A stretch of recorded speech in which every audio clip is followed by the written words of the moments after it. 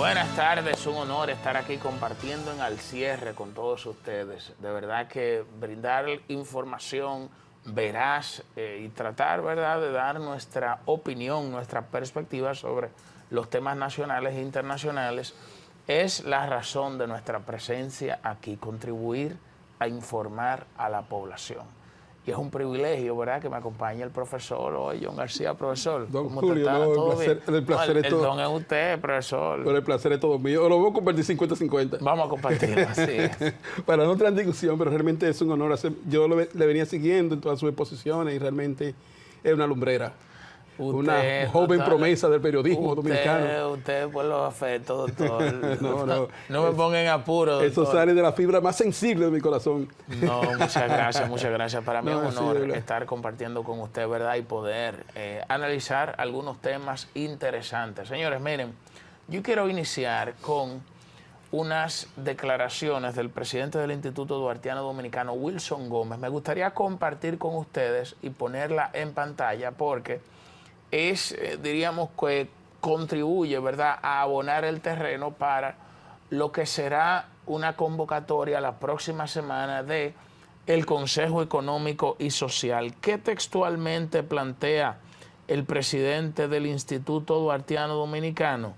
Él dice que la República Dominicana no puede dotar de documento de identidad a ningún extranjero que esté de manera irregular en el país, porque eso constituirá un atentado contra la soberanía, plantea una serie de condiciones. Yo digo, bueno, el Instituto Duartiano, que es una organización patriótica de nuestro país, que han hecho aportes importantes para mantener viva la memoria de Juan Pablo Duarte, el prócer de la independencia dominicana. Gracias a Duarte y a ese sueño independentista, nuestra cédula dice que somos dominicanos. El gran aporte de los trinitarios no solo fue material en la concreción de sus ideas, sino fue lograr sembrar la llama de la dominicanidad, porque aquí no existía en el pensamiento conservador dominicano la idea de que nosotros podíamos ser una patria libre, soberana, sin la intervención de ninguna nación extranjera. Y eso lo creyó Duarte, y eso lo impulsó Duarte. Y siempre lo que hace el Instituto Duartiano, respetando su memoria, siendo coherente con esa tradición histórica, nosotros los destacamos. Ahora, ¿qué sucede?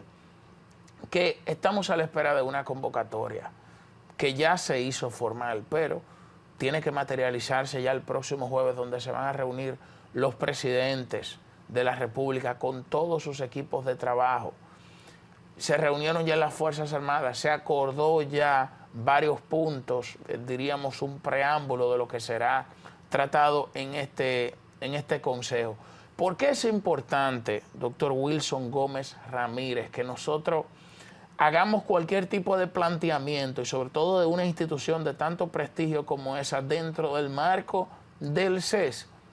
Porque el artículo 251 de la Constitución Dominicana le da un rango constitucional al Consejo Económico y Social, o sea, institucionaliza el diálogo como el mecanismo idóneo para la resolución de conflictos y para alcanzar acuerdos que implican a los sectores empresariales, a los sectores laborales, a los sectores políticos, a los sectores sociales. Entonces, si nosotros hacemos algún planteamiento que está fuera del Consejo Económico y Social, cuando ya formalmente se ha hecho una convocatoria, estamos debilitando el instrumento idóneo que se necesita para todos ponernos de acuerdo. Porque imagínense que mañana hagan los empresarios otras declaraciones fuera del CES, que mañana haga otra ONG otras declaraciones fuera del CES, que mañana lo hagan los políticos fuera del CES. Entonces, ¿a qué nos vamos a sentar a dialogar? Vamos cada quien con nuestras propuestas y vamos a formularla dentro del mecanismo institucional. Señores, el CES es más importante de lo que nosotros pensamos. ¿Qué establece la Constitución, por ejemplo, en su artículo 251? Dice, la concertación social es un instrumento esencial para asegurar la participación organizada de empleadores, trabajadores y otras organizaciones de la sociedad en la construcción y fortalecimiento permanente de la paz social. Para promoverla, habrá un Consejo Económico y Social, órgano consultivo del Poder Ejecutivo en materia económica, social y laboral, cuya conformación y funcionamiento serán establecidos por ley. Se crea la ley, se crea el reglamento, se crean los actores que tienen que ser miembros de este Consejo Económico y Social.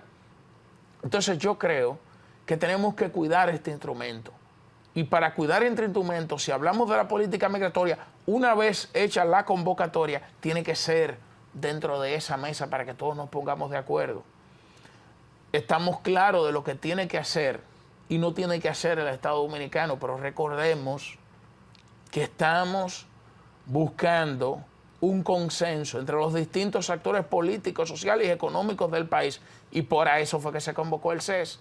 Entonces, yo entiendo que estas declaraciones, diríamos que comparto, ¿verdad?, parte de las inquietudes que plantea aquí, y sé que se hacen con un sentimiento profundamente patriótico, pero creo que tiene todo lo que vaya a hacerse, que lo haga una institución formal, tiene que esperar la convocatoria del CES para que no se debilite, profesor, ese diálogo. Exacto, yo creo que el Instituto Duartiano, que tiene un peso social, y el mismo señor Wilson Gómez, abogado, también él como figura tiene un peso social. Inclusive en estos días recientes hubo un conato ahí de complicaciones y él volvió, que ya había dejado al instituto, y yo creo que él debe buscar, si no existe institucionalmente, un puesto en el CES para que se ponga sus ideas, porque yo creo que realmente cuando él dice eso es porque hay sectores que ya incluso públicamente lo han dicho, que quieren una regularización. Entonces siento que eso es una preocupación que tiene el doctor Wilson Gómez en función a eso, porque son sectores económicamente poderosos que tienen mecanismos de meter presión. Entonces él está haciendo una advertencia para que aquellos que tienen en su cabeza la idea de poder regularizar abiertamente un grupo de haitianos o de personas que estén ilegalmente en el país, él simplemente está haciendo la advertencia, porque yo creo que es una advertencia válida inclusive, ¿no?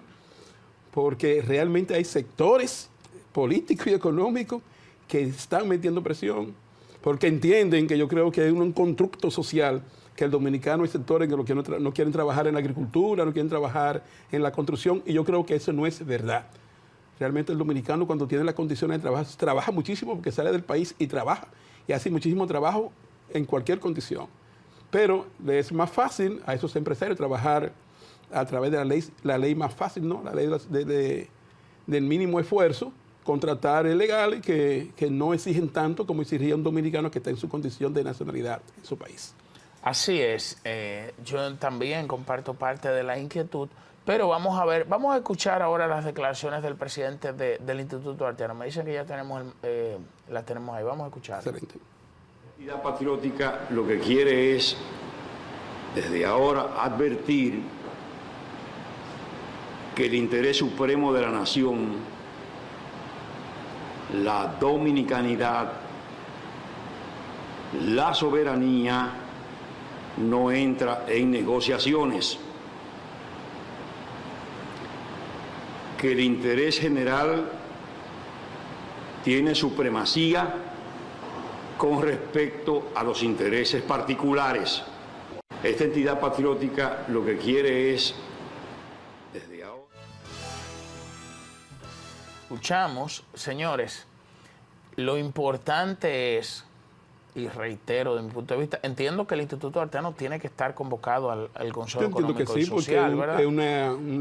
Y lo que tenemos que tratar de que esas declaraciones se hagan dentro del marco institucional, para que de ahí se sienten todos los sectores a tomar, a buscar un consenso en torno a la política migratoria que debe definir el Estado Dominicano. Haití está en una situación terrible, terrible, terrible. El Consejo Presidencial de Transición ha sido un fracaso en el objetivo fundamental desde que se constituyó, que fue abogar, ¿verdad?, por una misión de paz multinacional apoyada o creada por las Naciones Unidas, los famosos cascos azules, que han estado en otras ocasiones en Haití y que no han resuelto el problema, aunque las bandas haitianas, que controlan más del 90% del territorio, están atropellando a las personas, más de 5.600 personas asesinadas, más de 1 millón de personas han sido desplazadas de sus hogares, mujeres violadas, abusadas por estos bandidos. Haití se ha convertido en un hub de las drogas, de las armas ilegales, de todos los demonios que usted se pueda imaginar. Y por eso es que es necesario que la República Dominicana tenga una política migratoria coherente frente a esa realidad que se ve con la indiferencia de la comunidad internacional. Es tan tal que Haití ha tenido que buscar una solución fuera del multilateralismo, fuera de la ONU, ¿verdad?, que ha sido contratar mercenarios para combatir mercenarios. Porque así se ha contratado a un mercenario, lo tengo por aquí el nombre, que es Eric Prince, que es fundador de Blackwater, que es una compañía, claro, una compañía, ¿verdad?, que se dedica, una compañía de mercenarios que van para allá a combatir a los bandidos. Ellos se entenderán. Ahora, esto lo que significa que se está buscando una solución al margen, o yo no voy a decir al margen del derecho internacional porque es elemental, pero ¿cómo nosotros podemos hablar de Estado de Derecho donde no existe ese fundamento en Haití, esa concepción? Más bien es un Estado natural, que es el que precede a la ley, que es el que está predominado por la barbarie, por el caos, por el desorden. Y Haití ahora, frente a esa situación, la República Dominicana no puede permanecer de brazos cruzados. Pero aquí tenemos que recordar que más que discursos altisonantes, más que exacerbar los ánimos, tenemos que buscar una solución consensuada, y por eso se han reunido los presidentes y por eso entonces nosotros abogamos, ¿verdad?, por esa solución. Miren, bueno. No, decía que me gustó, yo creo que fue un mensaje muy importante, semiológico, yo diría, el hecho de ver a 3 expresidentes más el presidente actual frente a la institución armada, dando sensación de unidad. Creo que esa imagen a mí, en lo personal, me impactó. Yo creo que todo dominicano, con sentimiento dominicano, realmente esa imagen me llenó de orgullo. Ver a los expresidentes en vida, vivo, poniéndose de acuerdo para dar resolución a un tema que es fundamental para la República Dominicana. Un problema que tenemos desde la misma fundación de la República, porque lamentablemente Francia y España no pudieron ponerse de acuerdo y nos dejaron ese problema ahí desde el año 1844. Y tenemos al país de Haití, ahí en esa posición que va de mal en peor, porque cada día la cosa se complica más. Cuando uno cree que puede ver un atisbo de luz en el firmamento, realmente la cosa se oscurece más. Esa imagen es poderosa. Esa imagen es poderosa en cualquier parte del mundo cuando uno lo vea. Recuerdo siempre, no sé si tienes información, de una reunión que tuvo en Yalta, Crimea, los presidentes para cuadrar para la Segunda Guerra Mundial contra Hitler, de Charles de Gaulle, Franco Delano Roosevelt y Stalin, y como que me da esa misma impresión, la unidad para combatir un enemigo común, en este caso no un enemigo, vamos a decir, un problema común. Y realmente esa imagen va a permanecer por muchos años en la memoria del dominicano, y se va a ver muchas veces quizás cuando ya no estemos presentes. Esa imagen poderosísima y va a ser un ejemplo para las futuras generaciones de la República Dominicana, quizás o sin quizás, con el mismo problema. Bueno, ciertamente, ¿verdad? Eso fue ya para repartirse a Alemania, luego de... fue previo a la invasión de Normandía. Previo a la invasión de Normandía. Sí. Okay. Luego fue, sí, que se hizo... Luego fue que se hizo la división del muro de Berlín. Claro, estaba viendo algunos datos aquí en Crimea. En febrero de 1945 fue la conferencia de Yalta, que fue una reunión entre los Estados Unidos, el Reino Unido y Francia, exacto, precisamente durante el periodo de la Segunda Guerra Mundial, para definir las estrategias, ¿verdad? Y los términos finales de la guerra, básicamente.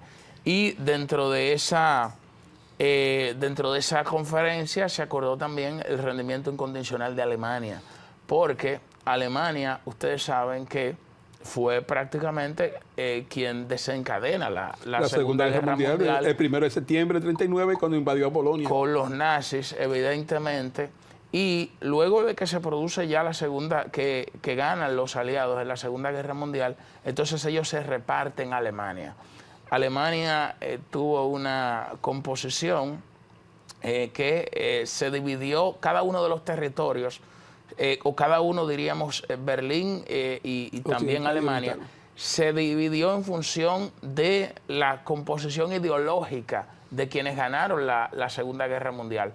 Por un lado estaban los rusos, por otro lado estaban los británicos, por otro lado estaban los franceses y por otro lado estaban los Estados Unidos. Y asimismo tenía, por ejemplo, Berlín Oriental, Berlín del Este, que es la Berlín comunista, que estaba controlada por la Unión de Repúblicas Socialistas Soviéticas. La URSS. La URSS, correcto. Y estaba también el Berlín Occidental, que estaba por los aliados occidentales, por Francia, por Gran Bretaña y por los Estados Unidos. Y cuando usted ve, por ejemplo, la diferencia que había entre el Berlín Oriental, que era un Berlín pobre, y un Berlín Occidental, que era un Berlín rico, la gente comenzó a cruzar desde el lado este hacia el lado oeste. Y para impedir el cruce de las personas hacia el lado oeste, entonces se construye el famoso muro de Berlín. Famoso muro de Berlín, Berliner Mauer, sí. el muro de Berlín. Yo recuerdo cuando Reagan, frente al muro, le dijo a Gorbachev, turn down the world. Una voz como que así mismo, que tumba el muro, ¿verdad? Exacto. Que le Señor Gorbachev. Efectivamente. Entonces, para impedir que los alemanes del este cruzaran hacia el oeste, entonces se construye el famoso muro de Berlín en la década de los 60, principios de la década de los 60. Y entonces, luego, ahí se inicia el periodo, previamente, ¿verdad?, de la Guerra Fría, de la famosa Guerra Fría, que ya fue una lucha geopolítica entre dos grandes potencias que estaban disputándose el poder mundial, que era la URSS y los Estados Unidos, entre el modelo soviético y el modelo occidental, entre la democracia liberal occidental y el comunismo. Y, ¿verdad? Esa es parte de esa referencia histórica. Pero no me equivocaba cuando... Es una historia súper hermosa. Súper interesante, sí, es súper interesante. Y que hoy estamos viendo, por ejemplo, una descomposición de esa bipolaridad del mundo, porque hoy han surgido varias potencias un que mundo ya multipolar, efectivamente que han logrado que se transite de un mundo bipolar hacia un mundo multipolar, donde ya no hay dos grandes potencias, sino que existen distintas esferas de influencia que están reclamando su estatus de potencia imperial, y dentro de eso se encuentra Rusia. Y por eso ustedes ven que se han iniciado, ya se ha presentado un protocolo para supuestamente lograr la paz en Ucrania. Digo supuesto porque hasta ahora los esfuerzos que se han hecho han sido frustrados.